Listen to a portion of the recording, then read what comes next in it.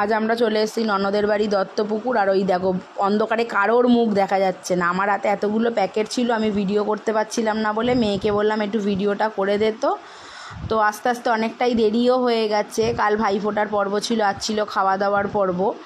তো আমরা আজকে চলেই যাব এটাই ঠিক করেছিলাম, কিন্তু ওরা এত ফোনের ওপর ফোন করে জোর জবরদস্তি করছে যে বলার কথা না। তাই জন্য আজকে রাত্রিটা আমাদের থেকেই যেতে হবে। তো মেয়ে বললো চলো থেকেই যাই, এবার তো স্কুল পড়া শুরু হয়ে গেলে আর এখন আসতে পারবো না। তো সেই জন্যই আজকে আমরা থেকে যাব। তাই জন্য আবার একটু দেরি করেই এলাম। ওখানে গাড়ি পার্কিং করছে আর মেয়ে বলছে পিপি তুমি একটু হাই করো, তাই জন্য ওই হাই করছে। আর ওদের বাড়িটা দেখো এত সুন্দরভাবে লাইট দিয়ে সাজিয়েছে, সত্যিই দেখে মনটা বেশ ভালোই লাগে। বেশ মনে হচ্ছে বিয়েবাড়ি একটা ফিলিংস আসছে।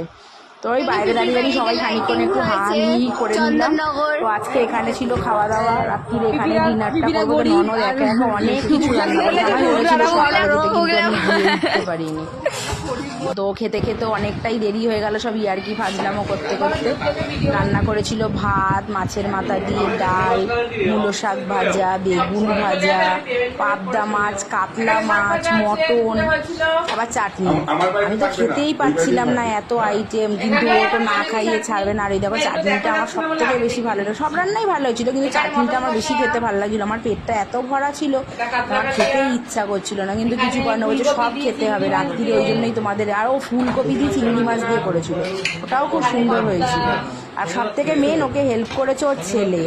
ওর ছেলে সব কেটে কেটে সব দিয়ে, এখানে মাছের মাথা দিয়ে ডাল, আর ওখানে আলু।